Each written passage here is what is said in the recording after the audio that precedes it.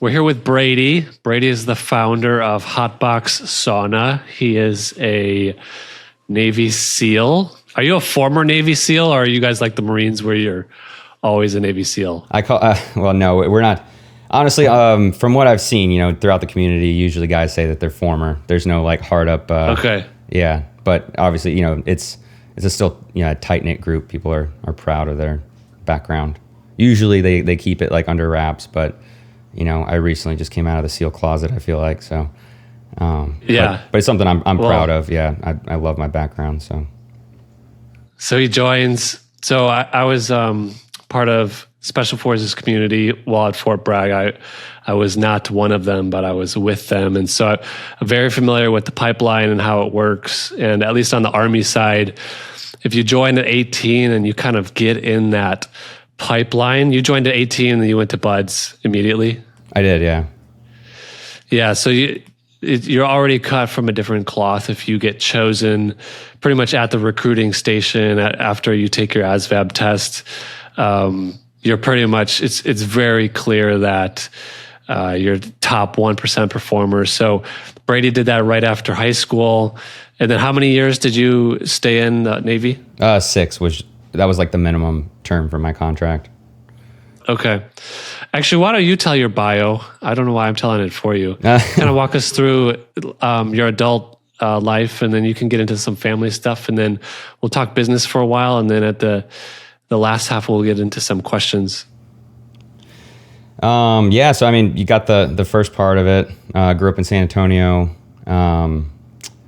Started to look into special warfare opportunities. Like certain roles to fill there. I was looking into the Army and Marine Corps, Navy, but I ended up. I got lucky, man. I got introduced to a few really cool people, some old guys from like the Vietnam era that were SEALs, and we really just hit it off. I was like really drawn into their stories of just everything about their life and the relationships that they had built with like their friends and some of the places they had gone and the things that they had done and how it like built them. And so I was like looking for that transition as a young kid, really just looking for guidance with, how I was going to shape the rest of my life. And so that kind of sparked all of that interest. And then I started training for it. I was on my way to college, but then decided that wasn't for me. And this is something that I wanted to pursue. And so I kind of dropped everything and gave it a shot. And so that was what started that. So I was like 18. I was lucky enough to go straight through the pipeline and not get injured. And then, did SQT, and that was a lot of fun. Just, again, made some really good friends, had some good experiences. And then I went to SEAL Team 2, and then I served for about 4 years at SEAL Team 2. And then I was an instructor at SEAL Team 18, which is like it's a reserve unit, yeah. And so I was able just to, work with some of those guys coming in and out of their civilian life and trying to see like whether or not the reserve unit was for me. And I just decided to pull the plug completely and have my independence. Yeah. Well, I've been active duty and I've also been a reservist, and both are good for different seasons. But I think for an entrepreneur, eventually the benefits the costs outweigh the benefits, right? Yeah. So you kind of made that decision pretty quick. Okay, so you leave the military. Did you kind of go through any sort of identity crisis as you're leaving? Yeah, for sure. I'm sure it's very similar to what other people experience, but yeah. So like, I mean, up until I think I was 27 when I got out, and so up until that point, I'd always been like on some sort of team or, in school, living with my parents. Yeah. And then basically told what to do through the military. I was able to grow in a different type of way, but I didn't have that like independent growth. And so I definitely struggled for a little bit. It wasn't anything crazy. I kind of just bounced around, really just traveling, trying to enjoy my freedom, kind of, just having fun. So. Yeah. Mm-hmm. And then you took a I watched the story you have on the website. So his website is thehotboxsauna.com. He's got this kick-ass story on there. It's the best storytelling I think I've seen in a long time. It's really good branding, and he kind of tells his story on there, and that's how I know part of it. Another part is that Brady and I talked last week for a while, but it sounds like you started working on some prototypes for the Hotbox Sauna, and then you took a hiatus, went to filmmaker school, which is probably where you learned how to tell that story so well, and then got back into sauna building. Yeah, that was it. Does that sound about right? Yeah. And so like when I was in the teams, I'd always like, my favorite off time was just like spitballing with the guys, like trying to come up with solutions to things. Like guys were always like rigging out their equipment and stuff. And sometimes, if the budget allowed us to explore things that were, fresh into the marketplace, or stuff that we could like research and develop, or help companies research and develop. And so I was hooked by that. And even like at a young age, I was just into like building things and selling things. Like I just always wanted to create some sort of business, and I did get to explore that quite a bit, like in the teams, just with like development and stuff. And then I was really inspired by some of the guys that had gotten out and created a product for the SEAL teams to use, like something to better, operational readiness, or to some type of tool in order to use, like day of an operation, or anything like that, like telescoping ladders and Fifi hooks and stuff like that. And so different like climbing gear. And so I was always like super interested in that, because like these guys would come in after being in the civilian world for, X amount of years, and then present their product to the SEAL teams, a solution. And so we got to meet some of those guys like early on. And then, so I knew I always wanted to do something like that. And so the idea, not to jump all over the place, but the idea for the sauna was really like, initially I wanted to like have a flyaway kit heat therapy solution for the SEAL teams first. And that kind of like evolved and sparked the idea. And this was like kind of early on with like the sauna trends. And so it still required a lot of like education in the marketplace. So it didn't really like take off until, it was like a little bit more like common knowledge through different, podcasts like Joe Rogan, Rhonda Patrick, Andrew Huberman and stuff. And so it was kind of dormant for a while. And so I didn't have a lot of faith in it, but like I was still building my own for like friends and family and stuff when I had gotten out. And then at some point, so you can fit two of them on a pallet and kind of use a pallet jack, pull it into the C-17, and then they can like wheel it somewhere when they land. Yeah. Yeah. Or leave it fully fixed. We can put them on wheels, which we've like, experimented with just keeping them mobile, like rolling, and having like fully fixed boxes, which is stuff that we've just recently released to on our website and stuff like that as an option for our customers. Before that, it was just like all flat pack. But yeah, the robustness and everything came with the idea of making it fit for the SEAL teams. And then actually, I just moved out here to Virginia Beach, which is where I was stationed, really to kind of like rekindle the relationships that I had with the teams here, get them a couple demo units to travel with, and just see like how the wear and tear of these units would hold up. And that has helped a lot with our R&D. Like we went from like, something specific, but we went from like a bolt insert assembly, like you would see on like a piece of furniture, where it's like a threaded bolt insert, to like these extruded aluminum rail systems that are just a lot more robust. It has a continuous chain of contact where like the pieces meet one another. And it just makes the assembly that much faster. So 15 minutes max, like you'd really have to try to make it over 15 minutes to assemble one of these things. And so that was kind of the idea, is to keep it like module system, where if something were to happen to a panel, we can ship that same panel out and they can replace it. But really just like starting with robustness. And then that kind of bled into other things that had really saved our butts in the long run, with like starting earlier with putting the robustness first and not releasing it too early. Yeah, and you guys even experimented with different types of coatings to put onto the wood to make sure that it can withstand any kind of elements, right? Yeah. So we did like initially when I was building them in my garage, I was putting a MCT coconut oil as like, or I'm sorry, I was using a hemp oil as like the finish, and it did really well. But that there was a kind of a gray area there with whether or not like guys in the military or at fire departments would pop on a drug test, it being like CBD and stuff, especially at heating up and When your pores open up, obviously your body's able to kind of receive that a little bit differently. So we went from that to MCT coconut oil, but the idea was to like keep everything as like natural as possible, try to make the least toxic environment as possible by keeping everything very natural. And so it kind of just goes back to that principle. I feel like you and I, I've learned in the military, which is like KISS, keep everything really simple and easy to fix. Everything's fixable on the sauna. And so it's really helped us in the long run, because I've seen and just heard of horror stories from cold plunge companies that like faulty chillers they're company killers, So I wanted a very robust like heater system that was redundant. And so I experimented with all kinds of like traditional heaters, the ones with stones, and like 110 wiring from 110, and then kind of blending them with the incandescent bulbs.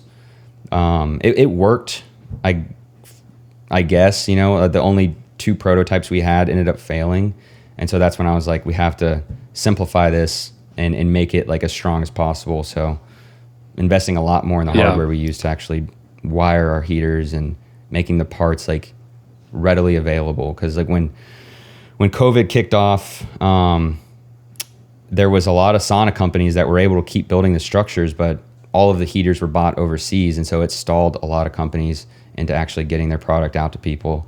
And so I knew like I wanted to make everything we could in-house from scratch. Yeah, and you guys are now on version 7, right? I've actually have yours in my shopping cart. I'm about to check out, but I did want to ask you if you think I would need the MCT coating if it's just going to be in my garage. So that was going to be my question. Yeah, offline. I mean, first of all, thanks, dude. I really appreciate it. Like, we appreciate your support. But yeah, it's not mandatory. We sent every unit out the door with MCT oil on it before. But most saunas aren't delivered with any type of coating. So it really is like preference and use, and you can put really any finish. We recommend, one of the 2 or 3 natural coatings, but we just offer it as an option now, just to make the base price as minimal as possible. Yeah. Well, that makes sense. I love your story. I love how you guys are always improving. Your message is just so clear that you just want to. That's how I found you. Is I'm looking at these Costco saunas, and I'm thinking, what kind of materials are they using where it heats up, and then I'm just sitting in this hot box, inhaling like all kinds of polymers and plastics and like nasty chemicals. And yours stood out immediately. Actually, I found yours from Rogue's website, which really cool. I want to hear the story and how you got listed there, because that's like, if you guys don't know, for the listeners, Rogue is like the Mercedes of fitness equipment. So somehow Brady got his product listed on Rogue's website, which is really impressive. But that's how I found you, is on Rogue, and your story on how everything's so natural, and then your military background. I just immediately became a huge fan. And the way Brady and I met is he called me. So I signed up for one of their virtual tours with the like, basically they do a Zoom meeting and they show you a sauna. But he calls me instead because he was on the move, and I was asking him, like, is the founder? Because I thought it was a customer service rep. I'm like, is the founder Army veteran or Marines? And Brady's like, actually, I'm the founder, and I was in the Navy. So that's how we hit it off. That's why he's talking here today on this podcast. Going back to my original, let's talk about the story. How did you get connected with Rogue? Because Rogue is the gold standard in the fitness industry, and basically, if you're listed on their website, it means they've already vetted you, they approve of you, and you have your systems down. So why don't you tell a little bit about that? Yeah, I feel really lucky. I mean, I've always had Rogue equipment, and they've definitely set the standard for American manufacturing. So that was an honor. But it was actually the first show that we did was a CrossFit Games last year, and we got the smallest booth. It was like 10 grand, way outside of our bootstrap budget. But we just like went for it because we knew that we probably wouldn't make any sales, but we knew that we would make some connections. And one of their reps stopped by our booth and was like, man, this is sweet. And one of their guys had actually seen it online, and he'd heard of us, heard of our story. And so he was like, let's, stay in touch. Let's see how we can get this on the website. And so that was always a goal for me. Like I was always like kind of passively aggressively, like putting the Rogue equipment in the shot with the sauna just to show how it kind of blends in the same space. And they inspired a lot of our design, like the leveling feet on the Echo bike and everything. Like it had, just all of their equipment. I've never had any issues with their equipment. And so I was definitely like inspired by that level of robustness and quality, and how they build everything too, and how they partner with other American companies to get their products, smaller companies like ours, get their products out to their followers. And so they've been really easy and cool and very supportive to work with. I love it.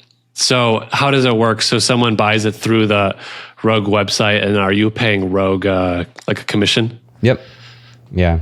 So they take care of the shipping.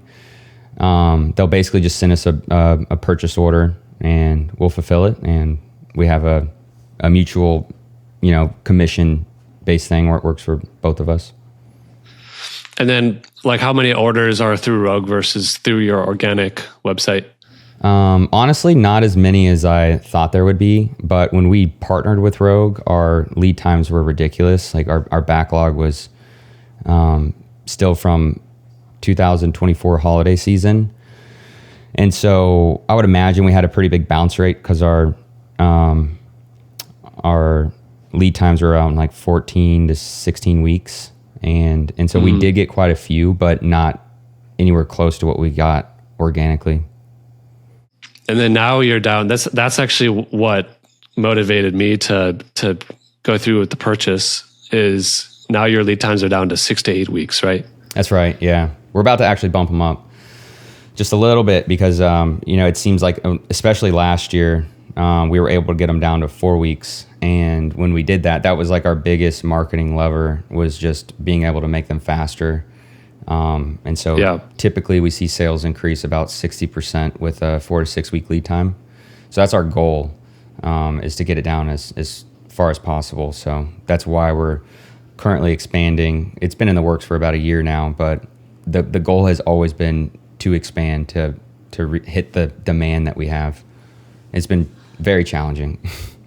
So in theory, so there's always essentially a waiting list of people who have already paid. In theory, I mean, even if you got that lead time, that lead time can change no matter what, and you always have a backlog of customers who have already paid you. Does that sound right? Yes. Yeah. So basically the group of people that bought in at the 14 to 16 week lead time, there will be some towards the tail end of those orders that we'll be able to deliver sooner.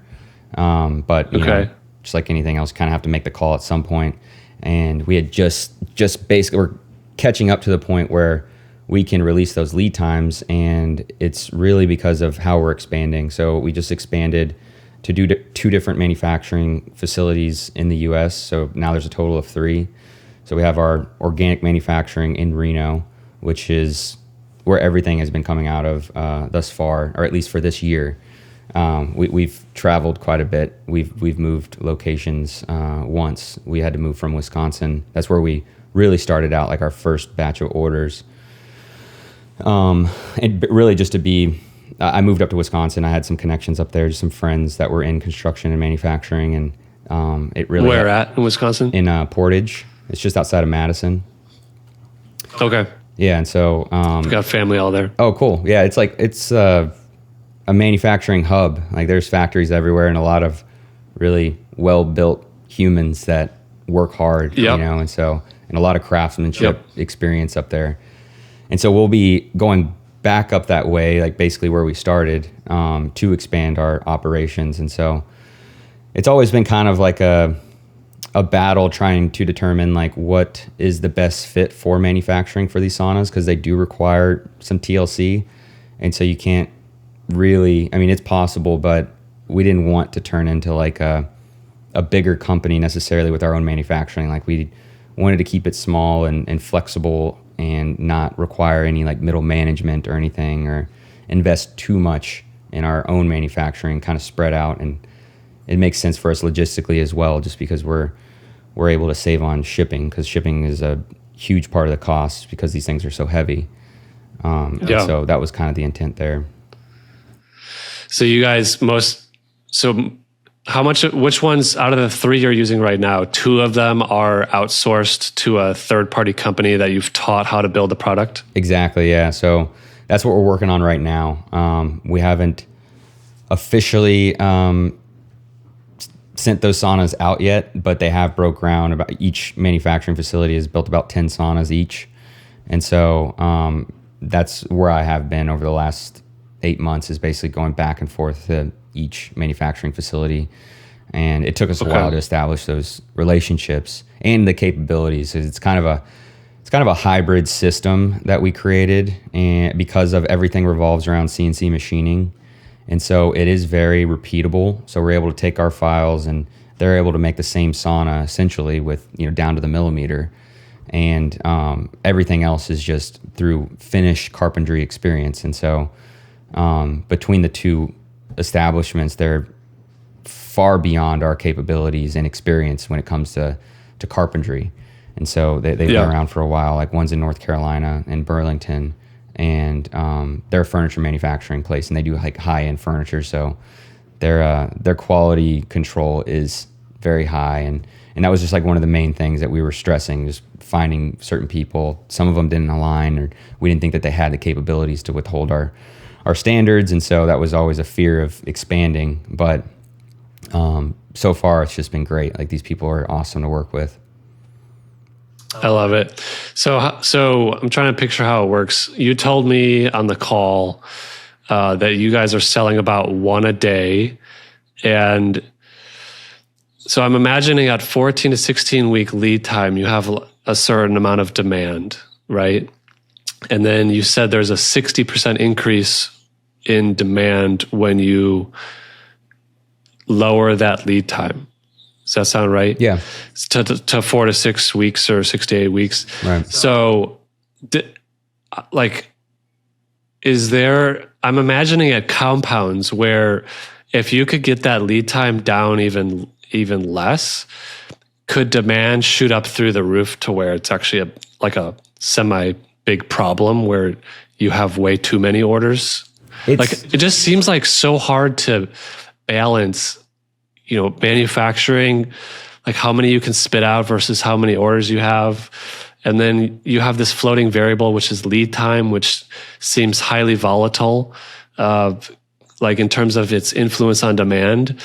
I mean, how do you handle that? It seems really hard. It is honestly, like, it's a huge challenge, and there's a lot of moving parts, but that's kind of what we've been up against this entire time, is not like having too many orders. Like, we're always fearful of whiplash, and it takes a lot of communication with our customers, which we're getting a lot better at. We have dropped the ball on communication with our customers, just because of the level of inquiries for us has been overwhelming. But now we're beefing up our CRM systems, our operations, all the experiences there now, and so we're basically positioning ourselves for this next sauna season, which is, it usually starts around September, and then it just gets crazier through the holidays. And so that's what we've been doing now, and a lot of it because we're 100% customer supported. So like, we don't have any investors or any seed money or anything like that to back us with. We're not against it. We just have been trying to keep it as organic as possible.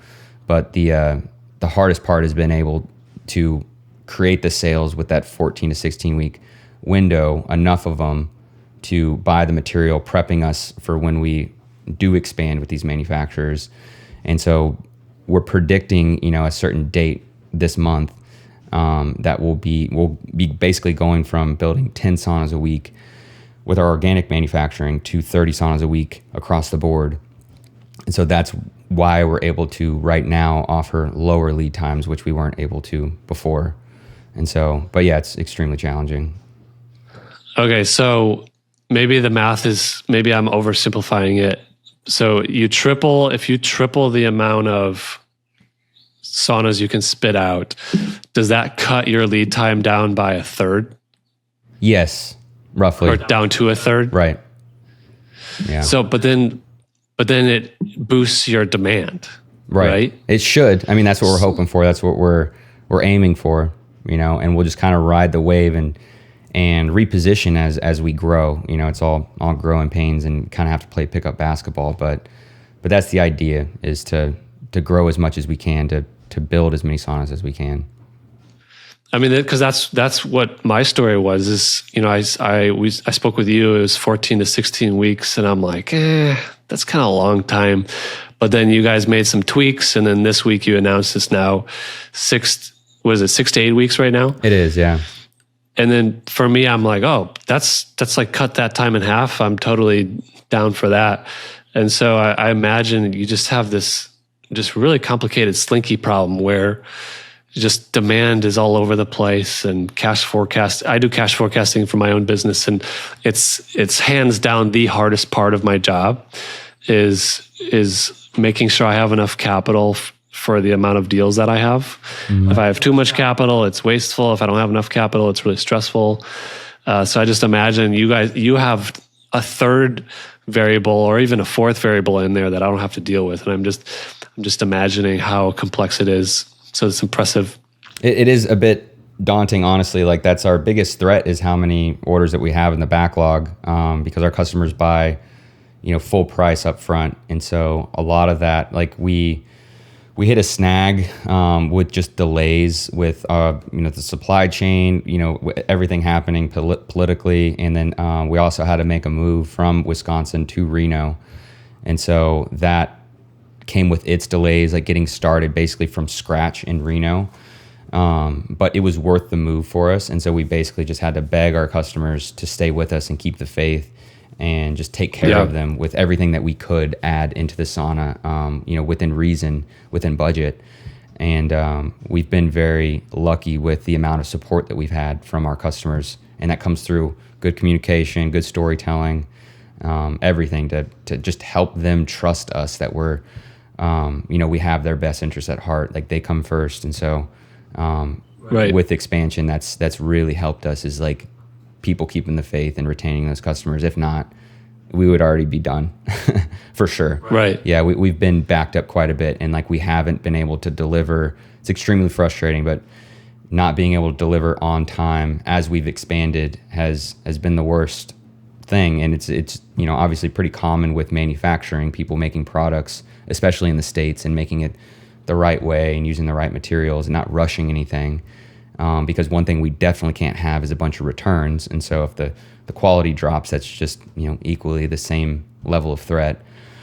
And so it's a delicate balance. If honestly, like, this is my first business, so I had never imagined it to be this challenging, but it's been a really good education for me. I would never get into manufacturing in the future.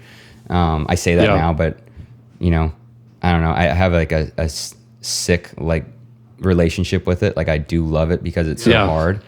You like to be tortured? Yeah, a little bit. And I like the camaraderie that comes from like construction type atmosphere and building things and getting them out to people. And then like, obviously it being a wellness brand, wellness company, it's our customers have been, I would imagine, I haven't worked with any other type of customer, but I would imagine like our customers are a lot easier to work with than, anything else. So. Well, they're not stressed out because they've got your sauna to de-stress in. Yeah, so you're working with all the most calm people ever. I was going to ask how you deal with all the stress, but I bet one of the answers is you use your own product. Yeah, definitely. Do you have like 5 different versions in your personal house? I actually cycle through them, so I usually give them away. Once I need another one to use for marketing or to test out, to really stress test or whatever. So I have like the original one that I built in my garage, the OG. It's pretty rough. It's a ghetto little unit, but it got the job done, and it's exactly what I needed for heat therapy. And my wife and I always joke about it, but like each sauna inspired the next one by me sitting in each one and like really taking it all in, thinking about it. Thinking about the next one, meditating in the sauna, and so that's just been fun to experience. Have you been approached by any kind of venture capital companies looking to, buy a part of your company once you guys are kind of ironed out some of the systems you're working on? Yeah, all the time, honestly. Really? Yeah, and it's really, I mean, I would say most of it, maybe half of it's like kind of scammy or whatever, like anything that you get like through an email. But there have been quite a few people, which we're super grateful for. But again, I just want to keep it, right, keep it as controlled as we can. Yeah. You told me over the phone, I mean, you're having so much fun that you have no plans to exit anytime soon. And you're really just, looking to build the highest quality sauna you can with the best team you can. And I know you're just really enjoying that.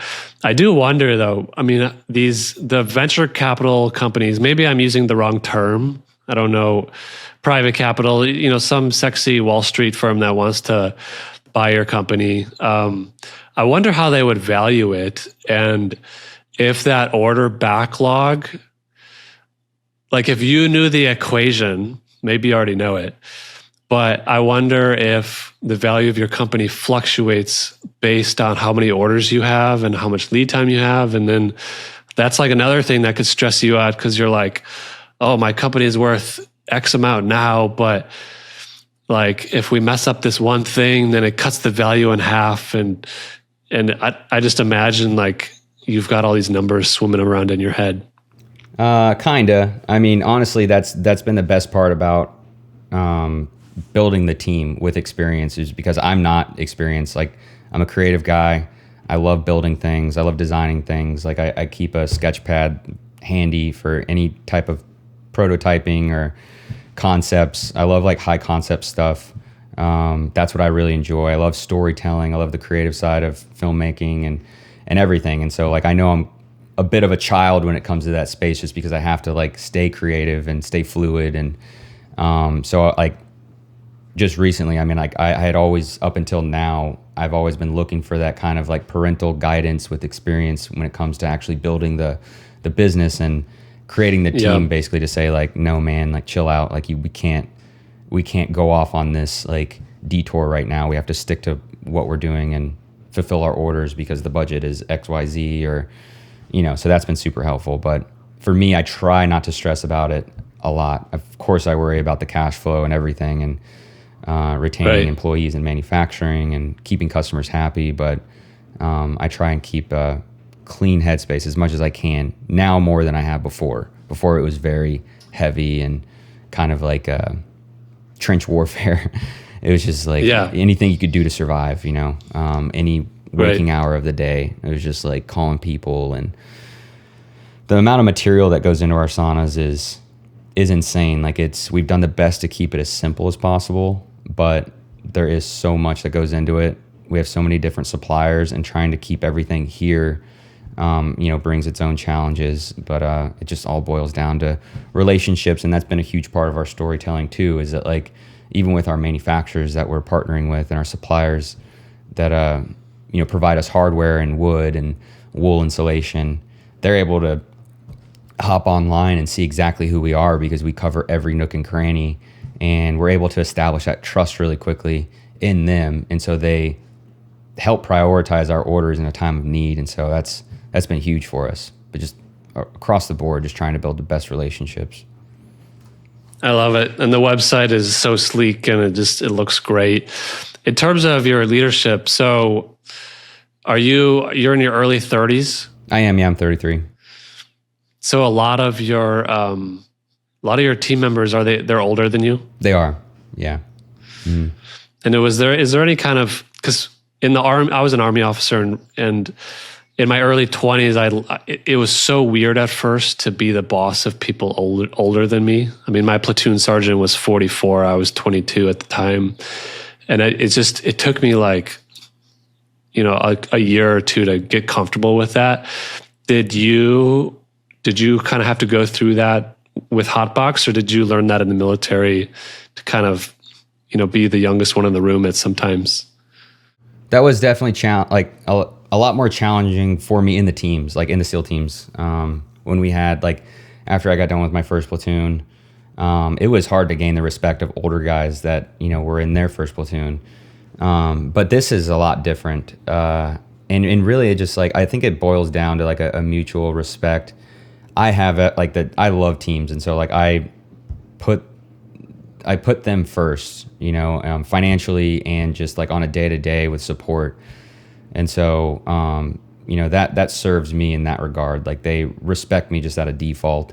And if they don't, or if there's misalignment, we're really quick to just, pull the Band-Aid off if it's not working out. I feel like a lot of companies, from what I've seen and from some consulting companies that I've worked with, is that they, one of your questions that you sent me was basically work-life balance is I don't necessarily believe in that because I'm so invested in this on a personal level. And so it really is my work life is very meshed. And so I have to, I have to really trust the people that I'm with and want to be with them because it takes us so many hours in the day to manage this beast. Right. And so if they're misaligned, then it's a quick way to, send them on to their next chapter because they're just not going to work out with us. I feel like a lot of companies, they'll compartmentalize work and life and kind of tolerate some of those misalignments and just deal with it just to get the work side done with. And so that was a big one for me. Yeah, I've had to let go of an employee before, and for me, I delayed that probably 6 months longer than what I should have because I really believed that with the proper mentorship, she could change.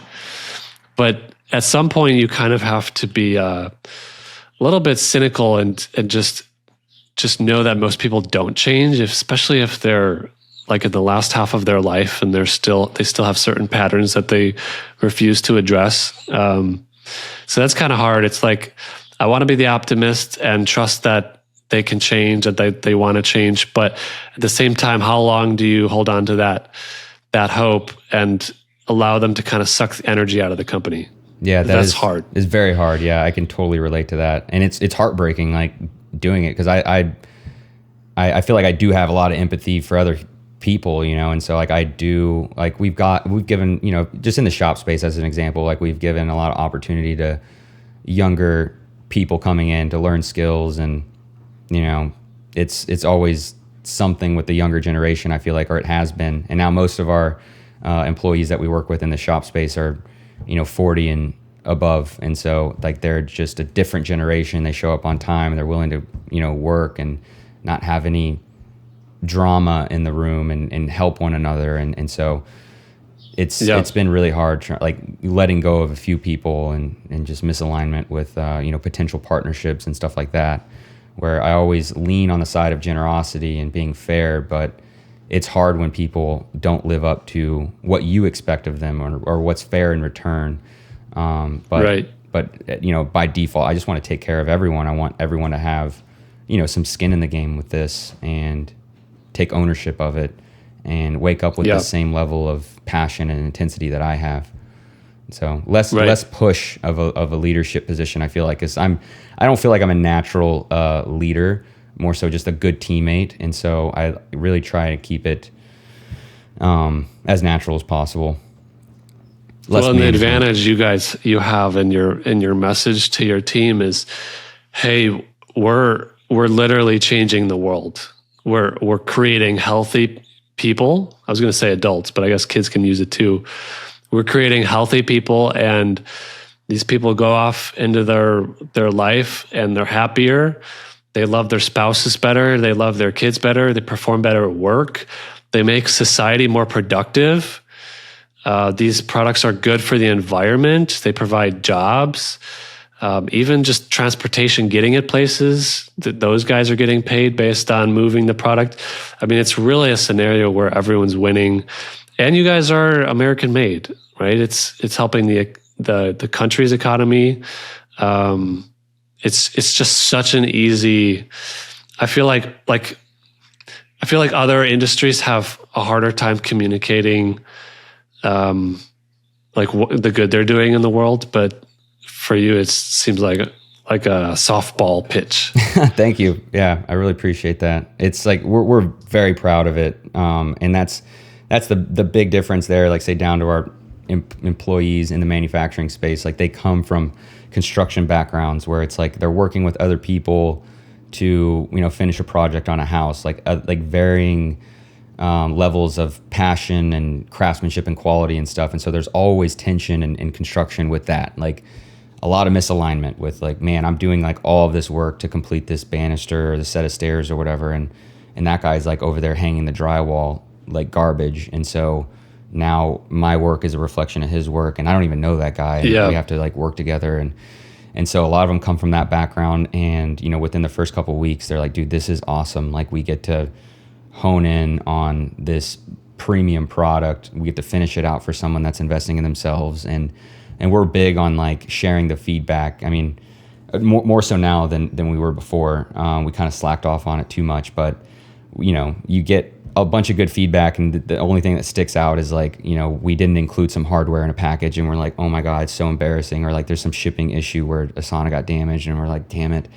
But we now try, and like every single message that we get from people that's like, hey, this has completely changed my life, or like this is, improving my sleep quality, or like this saved my dad's life or my mom's life or my son's life, putting certain things in remission, aiding with certain treatments like chemotherapy and stuff like that. It's given us a lot of purpose in that regard, because usually most of the people buying this are trying to work on something.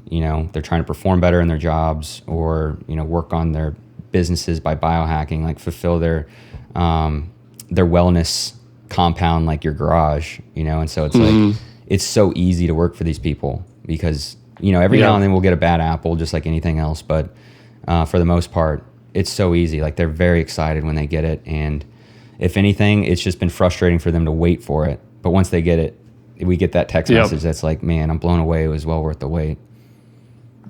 For me, it's a little easier to wait because it's summer here. Well, I guess it's summer everywhere. But I love it. And that's the first time I've heard you say this is a wellness compound. I think I'm going to use that. Yeah. Because I sent Brady a photo. I've got my motorcycle. I've got this brand new Rogue squat rack with, barbell and bench, and kind of, I can do all the basic compound movements. I've got this stand-up desk here. I've got this walking treadmill, and then the next room over, I've got the cold plunge, and then your sauna actually will go right down here. You can't see it on the camera, but nice. I'm super excited. Okay, well, let's get into some questions. I sent you a list of some things we could talk about. I go through these with most guests. Some guests, we have more time. Others we spend the whole time talking about just stuff that comes up. So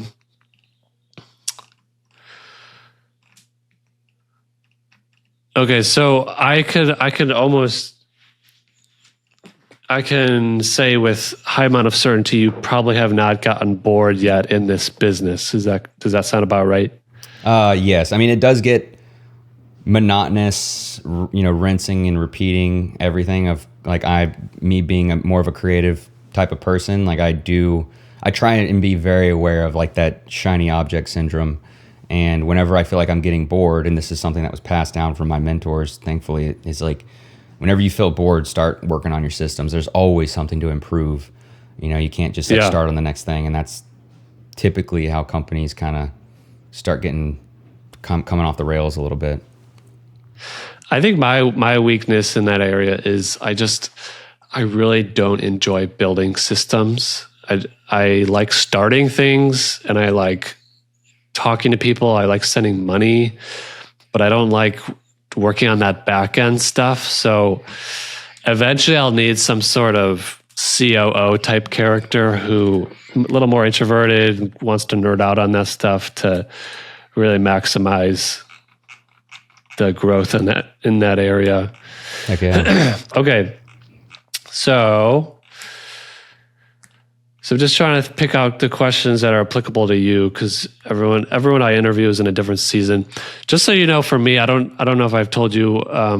So I work in the vacant land niche. We lend money for mostly land flips and land developments. So a lot of my guests are in the land business or in real estate as a whole. And I'm branching out. I'm talking with Derek Sivers. I don't know if you know him. He's a famous author, kind of similar to Tim Ferriss. Oh, wow. And got a few others on the list that I'm really excited for. You talked about work-life balance. Why don't you talk about, like, how does it work with your wife? So what is she up to? And has there been some friction or conflict over, like, how involved this business is? What does that look like? Definitely. And really, it was just initially because we're both learning this together for the very first time. And so my wife and I got together after I was out of the military. So she hadn't really seen me like this dedicated to something before. And so I always had an idea of like what it takes to, succeed, or like how much dedication is necessary. And how much focus and obsession. And so that was a bit jarring for her. It was a bit jarring for both of us. And so when this like took off, it was really like, it went from no traction to, one of the local influencers in Austin helping me promote our product. One of the second or third that I made in my garage. And one of the videos that he posted like went viral. And so it was before we were set up. Like I had a website that I built myself on Squarespace. And so the level of inquiries, like we didn't have a price yet. So that really flooded a lot of inquiries and questions on, when it would be available, what the price was at and everything. And so that's when I knew. I was like, oh, wow, it was like a drug, like I was fully hooked. I was like, finally, this is something that I can like sink all of my efforts into, and it's going to be worth it. And it's just everything aligned, like everything we were just talking about, like the purpose, the idea of like building everything here, creating jobs. And so I just like all of a sudden out of nowhere, trying to find like something I could really sink my teeth into. It went from really kind of like feeling still like lost and trying things out and kind of failing and trying again and all of that. Like I was, a bit depressed and not happy with my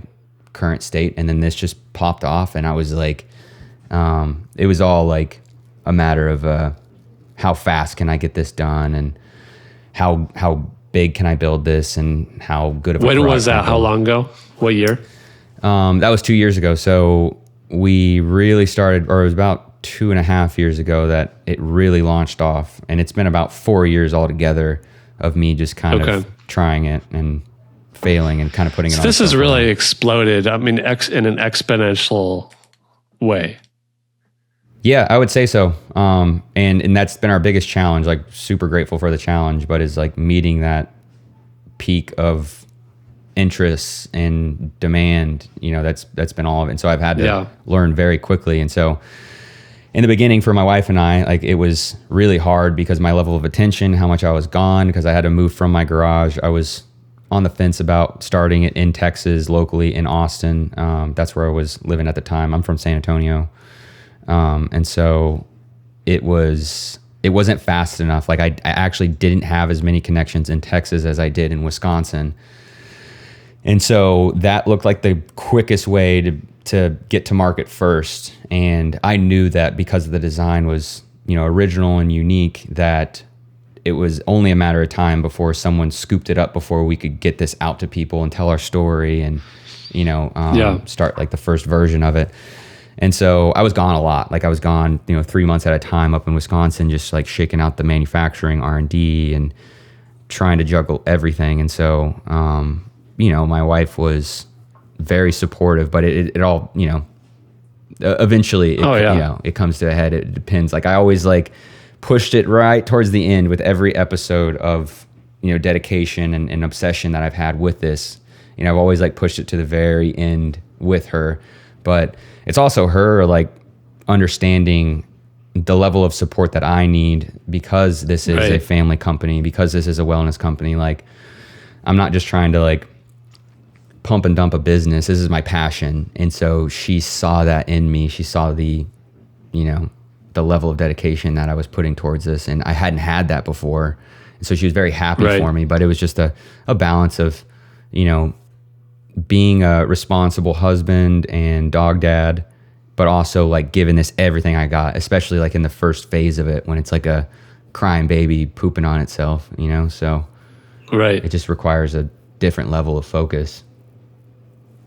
Is she involved in it, or is she, because my wife is not involved at all, and I think it works best that way, but some married couples, they work together in the business. How does it work with you guys? No, she's not involved like at like an operational level. My wife is a nurse practitioner, so she does offer some, medical guidance for some of our customers and some of our partners. But if anything, she's very helpful, and we work well together, just meeting people and establishing relationships. We bounce well off of one another, and she's very reliable in that sense, but she has her own profession, but it's all in line, it's all in line with like who we are. And so that's really the main thing, is like, this isn't anything out of her wheelhouse completely. She understands it. She gets the data and everything. She helps me with some of the, like newslettering stuff that we put out to people when it comes to some of the peer reviewed articles and stuff like that. She's able to review it opposed to just, putting it through. Because of our medical experience. Yeah. So just giving that a human touch opposed to just sending everything through ChatGPT. She's actually able to like put the highlighter to paper and dig things out where it like, and then make it make sense to me. So she's been helpful in that regard. And then other than that, just supporting the house and the dogs while I'm gone, and just being a trooper. I love it. I did want to ask you mentioned something that kind of sparked my interest. How does it work in terms of protecting your design? Do you have patents? Are patents a waste of time? How does that world work? Because I have no experience there. Well, I don't have any experience before this, but early on when I launched this, I had some really good advice from people who did have experience, but they're basically just, they laid it out for me as like, the patent won't necessarily be something that you can use to protect your design, but it will be valuable in the event that you do end up selling this one day and, selling it to someone that has much deeper pockets to protect the design, and it just adds value to the company. And so we did get the patent early on for 2 of our sauna designs and our heater. That was really the main thing, but it is being copied, and that's something that I've had to figure out how to cope with. Because we haven't got any recognition from those people. We've actually reached out to them, like trying to help them realize what they're doing wrong, because it all boils down to safety and people. And, it's like the health and wellness space as a whole, for those that are very active in the space and not just trying to make money, is a very like cohesive group. It's very small. And so, we always have like looked up to companies like Sisu Saunas that have a really good culture, good people, good values, and everything like that. But there are so many just sketchy Costco saunas, and people that are looking to copy our website verbatim and copy our design and do it the wrong way. Is Sweatbox one of them? It is, yeah. Because they have, because that's how I first saw the design. They must have pumped a bunch of money into marketing. And then after research, I realized that your company is actually the original. It's Sweatbox is the copycat. Yeah, and it's been, like dealing with that. We haven't like really made an effort to expose them or anything, and mainly because like, I've reached out to them only to get some like weird chat GPT responses, and it's just been for me, because this is like my passion, my artwork, just like a comedian doesn't want his like jokes stolen. Yeah. It is It's probably a Chinese company. From what I've gathered, yes. I don't know for sure. Like, I was just in China, and mimicking good designs is totally the playbook. And over there, it's not seen as unethical. It's seen as smart. Like, why wouldn't you mimic someone else's design? Right. And I get that. So if you're getting like just weird, like it's clear that somebody put it into AI to get a response.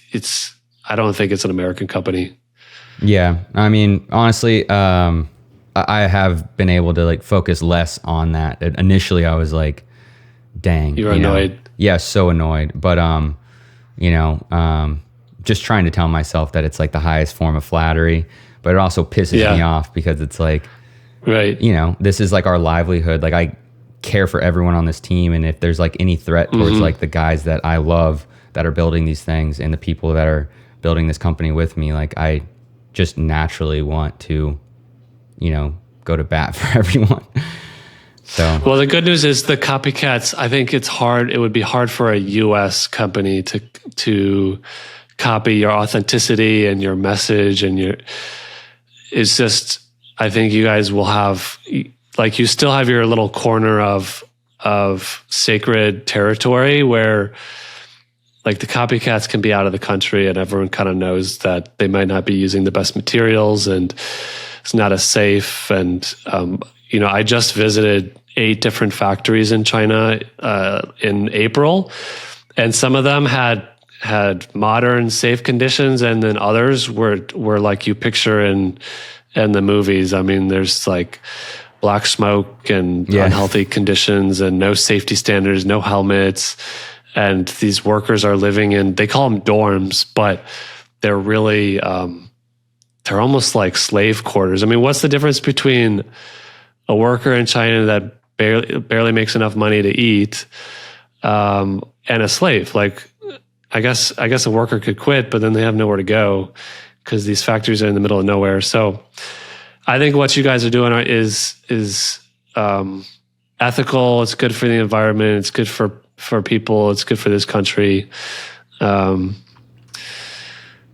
So, okay. Well, so I bet that was a patents. really cool experience. I would love to do that one day. I have just grown obsessed with just touring manufacturing spaces, and like I've just really like been passionate about like lean manufacturing and Kaizen and everything that's like, I feel like in Japan, like that's where the standard is set. And there's a lot of things that like China builds that are far superior than how we could build them and a lot faster in the right conditions. And then there's unethical ways of building here in the States too, so it is like kind of, there's a gray area there. Like they're much better at making obviously software and hardware to support software and like say like light bulbs or anything like that at scale. It's not something that I feel like just culturally, I don't think Americans are cut out for certain types of work like that they're able to really, succeed at.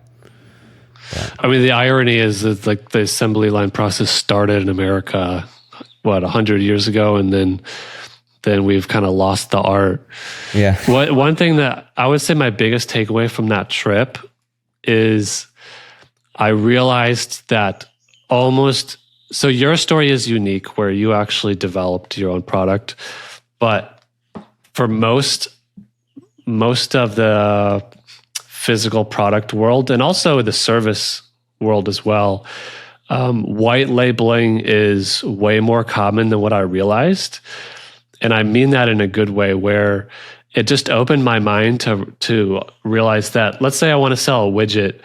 I don't have to invent the widget myself. I just have to find a company already building it that's okay with me slapping my label on top of it.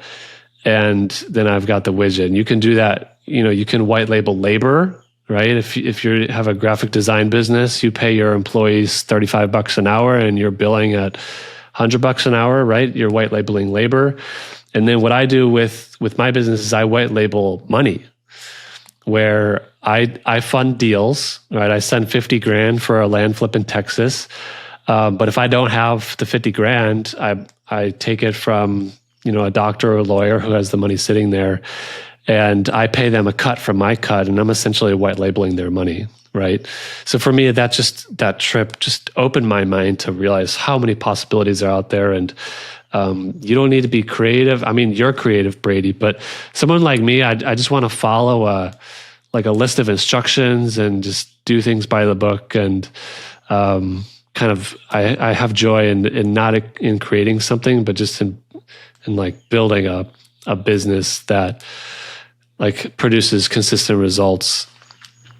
Yeah, honestly, like I think that a lot of, I mean, to your point, and this is coming from no experience, but just there's a lot of things that don't require like this huge like backstory or emotional connection, you know. And then like there's other things like that, like our saunas, you know, they require like a little bit more TLC, a little bit more passion. Like that's, people want to buy something that like serves them. It's like also like a mental aid station, like a wellness sanctuary type thing where they, you know, they want to kind of feel that energy that we put into it.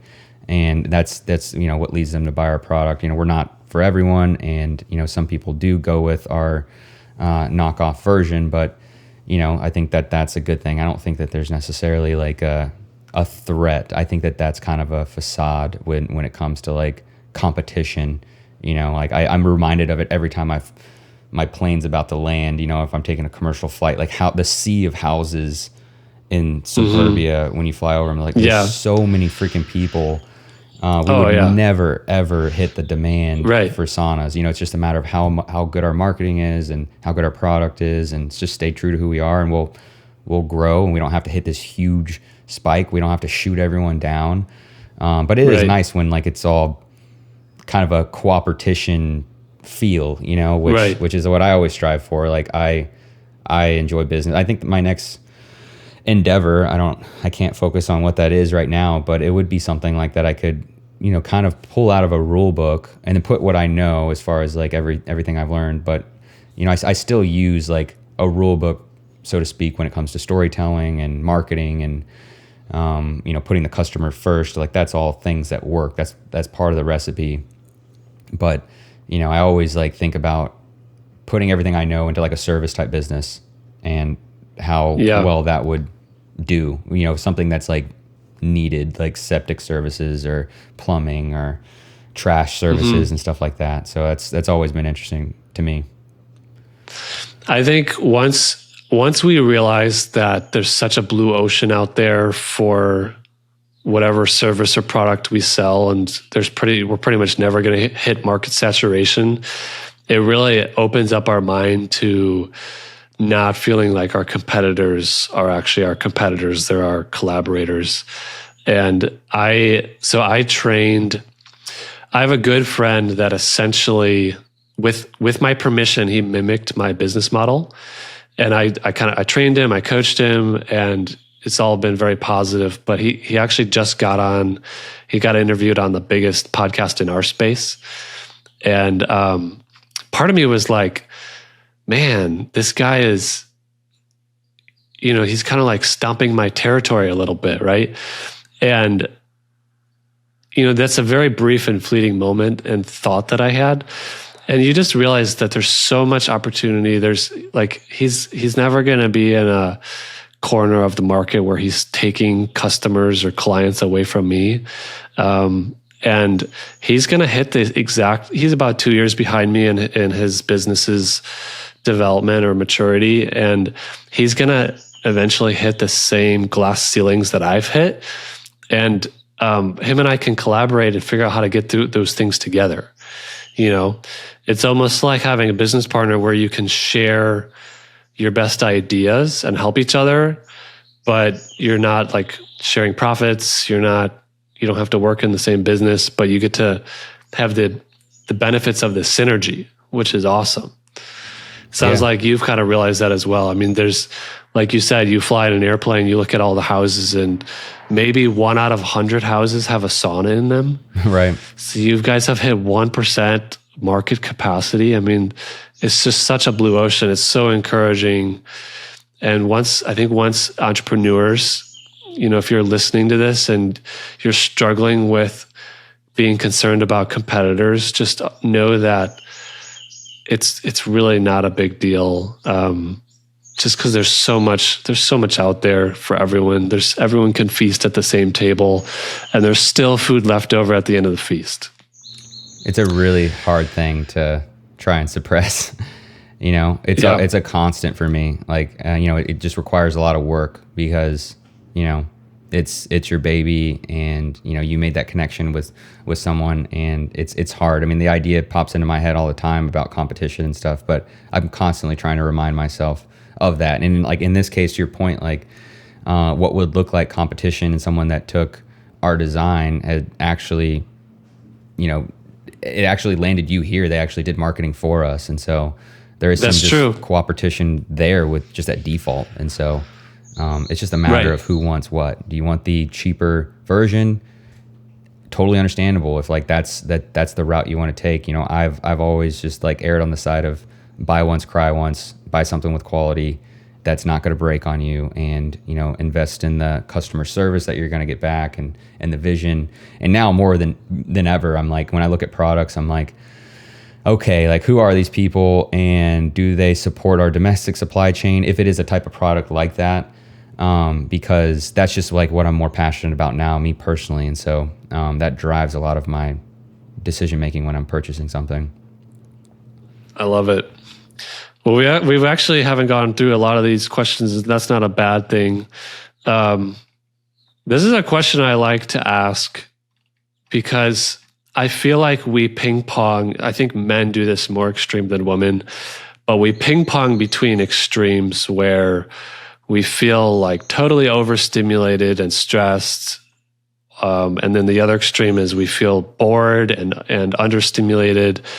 The question is, how much risk and challenge do we need in life to feel alive? You're a Navy SEAL. You jumped out of. How many jumps do you have?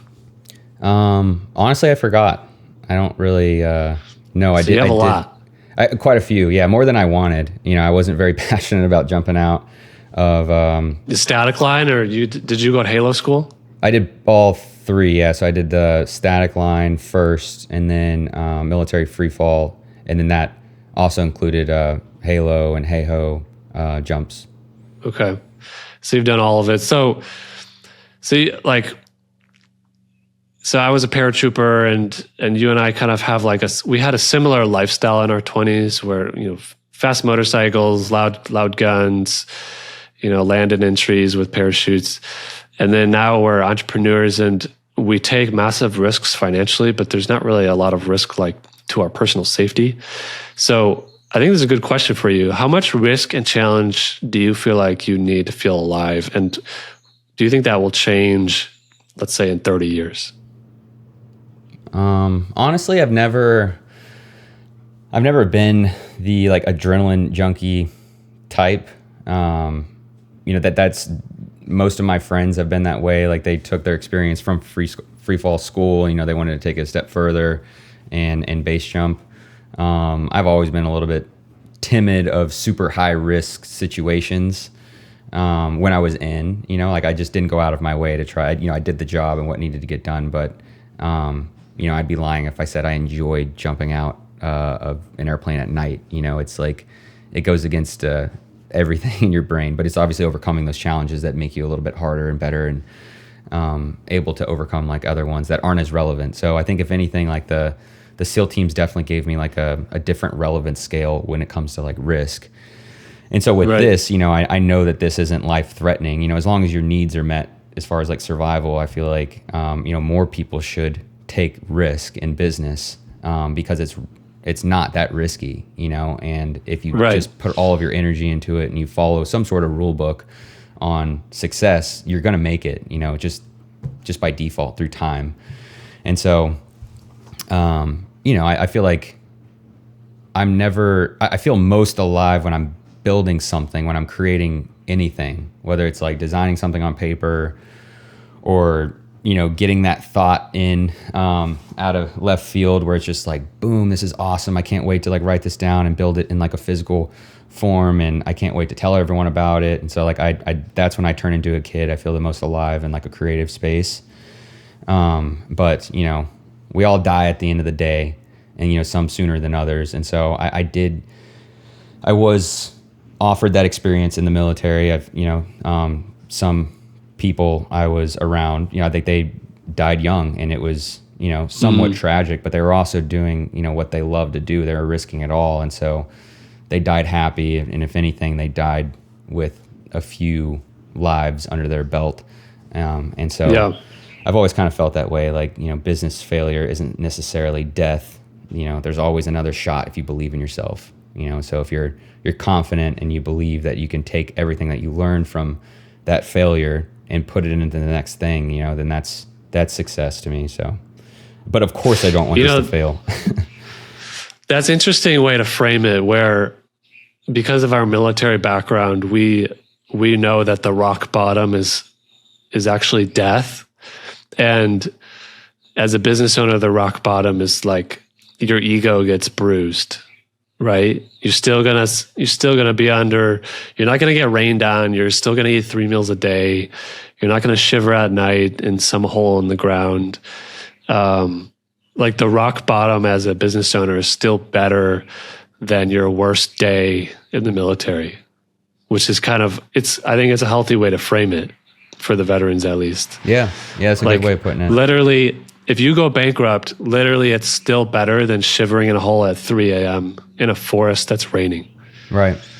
Yeah. And like, right? I mean, that's what we see. It's like so trendy nowadays, which is awesome to see, like people putting themselves, electively in those positions to do something really hard. Like our chief financial officer, Whitney Dutton, she's incredible. Like she travels across the country to run 100-milers. Like she is obsessed with running long distances because she like taps into a different reality. She gets to like experience this like, mock Hell Week equivalent from what, I have been able to relate it to, like, hearing from her experiences from that. It's very like similar. And so it's really cool to see people proactively trying to find that for themselves and not, if the military isn't for them or, something extreme like wildland firefighting or something like that isn't necessarily like in line with like their lifestyle or whatever, but like going after some of the harder physical challenges now. It's just a really cool culture that is starting to build, in the United States and so, or across the world. Yeah. I love it. All right, let's do one more. And then we'll wrap it up. Let me look here. We've talked about kind of work-life balance. We've talked about marriage.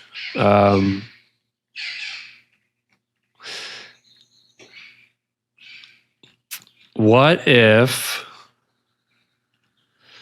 Yeah, I'm just trying to pick out which questions apply to you, because you're at the extreme of a spectrum right now where I feel like you're taking a lot of risk. You're very busy. A lot of these guys that I'm interviewing, they've hit a point in their careers where their business, and I'm kind of there right now, where their business has a lot of momentum. They're kind of coasting, and they're kind of like wondering what's next, and they're kind of wondering, hey, do I want to get busy again? And what are my priorities? Do you have the fear? What if I achieve everything and I still feel empty? Yeah, that was an interesting question.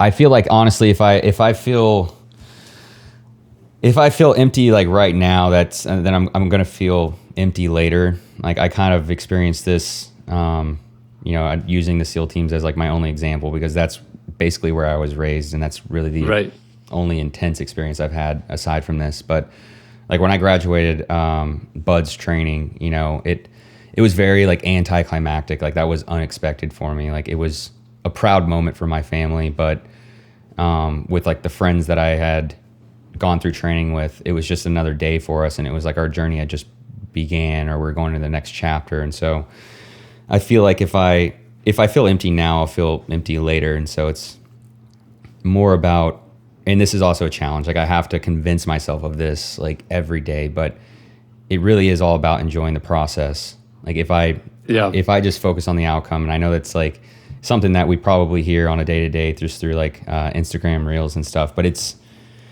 is what works, if you're able to talk yourself into realizing that this process is the only good part of this entire thing, like the outcome is just another day.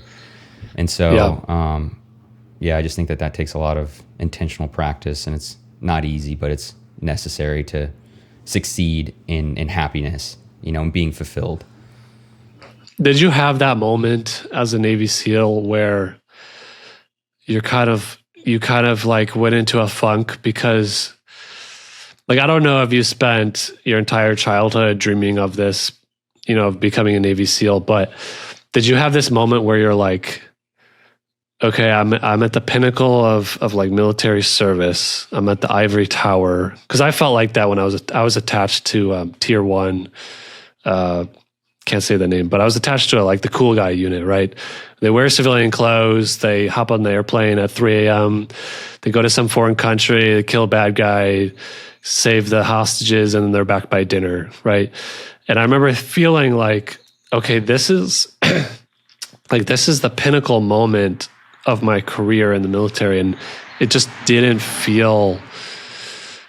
like have the oomph that I would have expected. Did you kind of feel like that as a Navy SEAL? Definitely, yeah. And I feel like most guys do, if they're being honest. But yeah, I guess in short, it was pretty anticlimactic. And it was like, I was at SEAL Team 2, and so like really my options as far as advancing my career were, try and screen for SEAL Team 6 through Green Team, or explore my independence as a civilian. And so that was kind of like my crossroads. But I had always wanted, like realistically, like I grew up wanting to be a part of some special operations group, just because it was just so romanticized for me, just through film, right, and some people I had met. And, looking back now, it's like I kind of, I was young. And so like I was just trying to chase the dragon, trying to, reach that ultimate goal of doing right, the coolest thing, the highest risk thing with like, the group of guys to tell a story about it later. But now, looking back, it's like all of my memories are from the process, and never like the outcome or like the game day thing or whatever. And so, I feel like I was able to learn early on and make the decision for myself. Like I started to see, and no knock on the community at all. Like there's still like the brotherhood is very rich in the community. And, but aside from that, as far as like the way that the big Navy was changing while I was in, there was a shift in the tide as far as like coming out of this era of, heavy combat deployments in Iraq and Afghanistan, kind of moving into this like 90s era of doing more like training and partner relationships overseas and stuff. And so, but other than that, there was like quite a few opportunities that we had to go do something good and, use our training and skills to go achieve something that we thought was necessary. And it was always kind of tossed around like a political football. And so once I was wise enough to kind of see that, I just started to lose passion for it. And if anything, the only thing keeping me in was just being around like my best friends. And so, and doing the job and training. And so it gave me a huge opportunity to like explore the world and exchange relationships and tactics and everything with like foreign forces, which was what led me into saunas in the first place. Like working with the Finnish Jaegers, seeing how important like saunas were to them.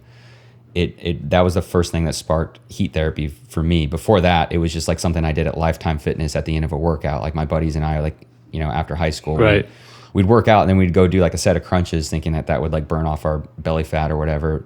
But like working with like the Finnish Jaegers and groups in Scandinavia and Europe, it really opened the doors for me as far as like what heat therapy was, what cold therapy was at like a tactical, like operational level, and how they invested in it. Yes, it was like a huge part of their culture, but how their leadership invested in heat therapy as like an operational readiness thing. Like they would travel with saunas, like it was a huge part of their recovery and everything. And like our Western culture is still just catching up from hundreds of years of data and research and practice. And so once I started using it at that level, like where, it's like the 20 to 30 minute sessions at 220 degrees, I realized the mental benefits and the physical benefits and became addicted to it, especially when I got out and was having the, crisis of trying to find like who I was and what I was going to do next.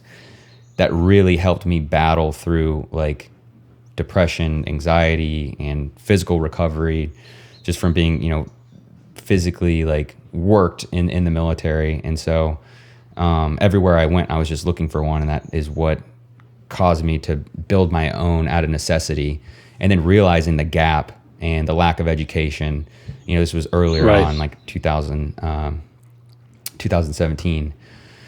And so that's what got me into it. And, that kind of paired with everything that I was trying to do creatively and, the health and wellness space as a whole and how awesome it is and how much purpose is behind it. And just knowing for myself, like using heat therapy for myself and how much it's changed my life. And, I've always been like up on supplements and biohacking and little tweaks here and there to like fine tune the sales, but nothing, I'm obviously biased because I have this company, but nothing is as impactful as heat therapy.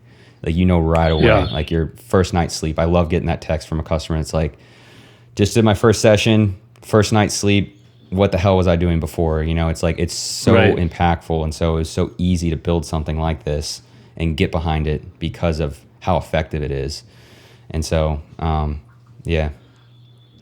Well, you've sold me. It's in my shopping cart right now. I just wanted to ask you about the MCT oil coating before I ordered. The thing I like about your product is there's really no glass. It's very functional. If you guys don't know, go to the website, thehotboxsauna.com. And it's almost like a really big, this is like not a flattering way to describe it, but it's like a really big coffin almost. Yeah, we do get some. You get in. Yeah. Super functional. It's very well insulated. Now that I've seen your design and then I look at the Costco ones with those glass doors with the cracks in them, it just doesn't make any sense to heat up such a large space with glass when you can just get in a tiny little like coffin type thing, and it probably uses a third of the electricity and takes up a third of the space and just makes so much more sense. Yeah, well, thank you for saying that. Yeah, I mean, we like to call it a cockpit. It's more of a cockpit style lid and space, but it is funny. We do get people joking around how it's a coffin, and in that case, it's a 2-for-1 special, so you could take it with you in your next life. But yeah, makes sense. That being said, well, before we go, oh, sorry, go ahead. Go ahead. No, I just meant like the size thing that you had mentioned. There's a lot of wasted energy in stall saunas just because a lot of heat goes into the ceiling, and so that was like a huge part of the form factor. Like the design changed so much. Like it was a stall, it was something that was a little bit more flat, and so just seeing what was most effective for the human body to sit in, what temperature, what time, and just trying to really focus on performance was everything that we had first, and then we had to dial up the sexiness as it started to evolve and the functionality of it. But it's always been very important for us to keep the form factor low in order for the heat to be fully circulated throughout your body. And so that was a big part of it, but also to hit high temperatures quickly. And it's really just like, eventually, like I want a group sauna for me and my family to, share our weekends together as like a ritual thing. Like my buddy has a wood fire sauna that we use all the time in Reno. And it's awesome because it's like our ritual. We all get in there and like hang out, and it's a good way to just have a conversation in like a stressed environment. But this is like the daily driver, so this is something that keeps you consistent, and that was our main focus. And the thing I like is the normal, you have an extra large one, but the normal size can fit up to 6'3". I'm 6'3", and I think I told you on our call, like I measured my butt to the top of my head, that like distance, and it's like just perfect to fit in the normal size one. So I'm excited because there's not a lot of wasted space. Like you're not heating up air that you don't need versus the tall normal sauna. You're heating up so much space that you don't actually need to heat up. So it makes sense. Well, before we go, do two things for us. First thing, can you kind of, for the listeners who have sauna and cold plunge, or maybe have access to one, can you give us like your preferred regimen in terms of switching between the two? And then also, secondly, point us in the right direction of how to get a hold of you or your team, and then anything you want to promote, any plugs you want to make. Sure. Yeah. Thank you. As far as my regimen, I do the sauna at least 5 times a week. And so my wife and I have it on a schedule. So we have our Wi-Fi capability app that can trigger the sauna. We have it on from 5 to 7 every night. And so we have that window of opportunity. It's already preheated for us. And so it makes the resistance even lower. Like that's the idea, is to make everything very easy. Like we have it right in front of our front door, basically like in our living room. And so we catch it every day on the way out. And so that's the idea is consistency. Like without it, all of the trendy health data doesn't matter at all. And so just keeping that discipline and having like the least path to resistance to the sauna is really key. But aside from that, like as far as contrast therapy, I actually haven't done it in a while, but I do love it. And it was something that I would do like on the weekends. I would I have a trough, just fill it full of ice, and then I would do like the Andrew Huberman protocol for HGH. And it's a game changer. Like doing the full gambit of contrast therapies is huge, and feels really good. And so, but other than that, like I have a trough because I've had cold plunges, I've had chillers. I've had, just spotty success with them. Most of them fail. And so now I just kind of keep it, like if anything, I'll buy a bunch of ice on the weekend and do like the protocol in and out of the sauna. Okay. Yeah. I just bought Desert Plunge in case you're looking for good company. Yeah. You can do it on your own. You could buy a Grizzly on your own and save $1,000, but I'd rather pay a premium to have it done for me. I agree. Okay. Yeah. And then, it seemed like cool secondly, people. Desert Plunge. Oh, you know them? He reached out actually a couple weeks ago.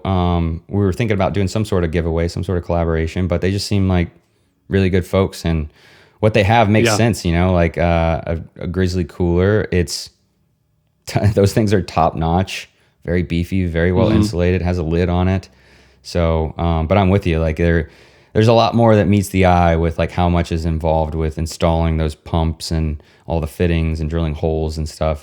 So you end up spending more time and money doing it yourself, honestly. So it looks simple. It looks like, if you are handy and you want to save a couple bucks, for sure, go do it yourself. But I'm with you. Like you might as well just buy it from a good company that can support you or whatever. So. Yeah. I mean, it saves me a day of frustration and trips to Home Depot and just feeling annoyed. Yeah. So it's peace of mind. How can people get a hold of you or your team? And then anything special you guys are working on that you want to tell everyone about? Well, the hotboxsauna.com or just hotboxsauna.com. We ended up just getting both domains. That's our website, and it's just got the tree of X, Instagram, LinkedIn, YouTube, and Facebook. So we do more like raw behind the scenes stuff, longer format on YouTube. Like if you want to go see the shop and the build and the process and the people behind it, that's usually on YouTube. And then our Instagram is like the most lively. That's where like all the fun is had. We just have some really good ambassadors and nonprofits that we're partnered with that give us a lot of content. We all share the space together, and so that's the only way that we offer any sort of savings is through them. So we're partnered with an adaptive training nonprofit. It's called Kaizen. It's here out of Virginia Beach. They're awesome people. We're doing a lot of studies right now on some of their athletes that are paralyzed, like in and out of the sauna. We're doing something with Penn State right now just to see the effects of that, because that's something that's not like, it hasn't been studied as much as we can right now with this sauna. And other than that, we're partnered with a veteran nonprofit. It's called Simper Stronger.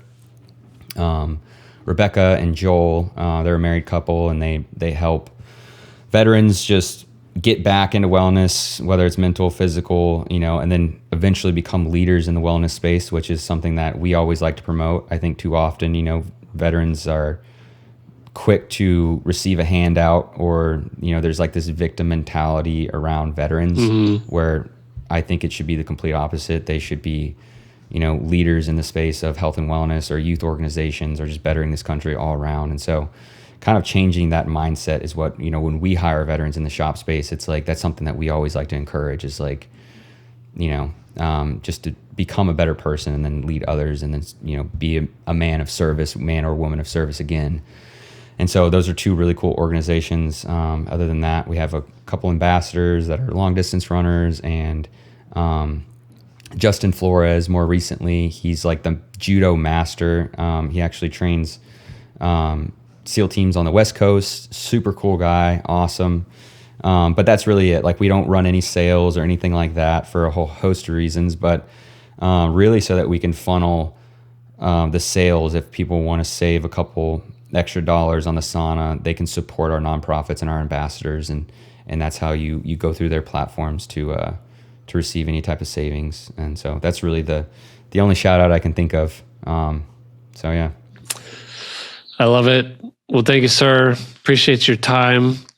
It's fun to meet you on camera, and we'll be in touch. And once I get my sauna installed, I'll send you a photo, and you can see my wellness. What did you say? Wellness compound? Wellness compound. Yeah. I think it's important for people to have, especially, I don't think we'll experience another COVID, knock on wood, but, it's nice to build out your little compound for all things that serve you. And so sauna is obviously on the top of my list, but also like, a cooling mattress. Like, my wife and I invested in an 8 Sleep 4 years ago, and that completely changed my sleep. And then, obviously lift heavy weights, run trails, long distances, and that's pretty much it. So it looks like you got a cool thing going on there. Yeah, I give myself permission. If we're willing to buy nice cars and motorcycles as toys, like you can drop $15,000 on your wellness compound, and it's going to be the best money you've ever spent. And I think Brady's product is a core pillar of that setup, and so support him, support his mission, and just feel good every night. Thanks, all right, Drew. Thanks, guys. Yeah, I really appreciate it, man. We'll help support you too, man. We'd love to just share your podcast and everything that you do too. So sure. So I really appreciate this. It was nice talking to you. Yep, I love it. All right, take care. Drew. See ya. Bye. Bye.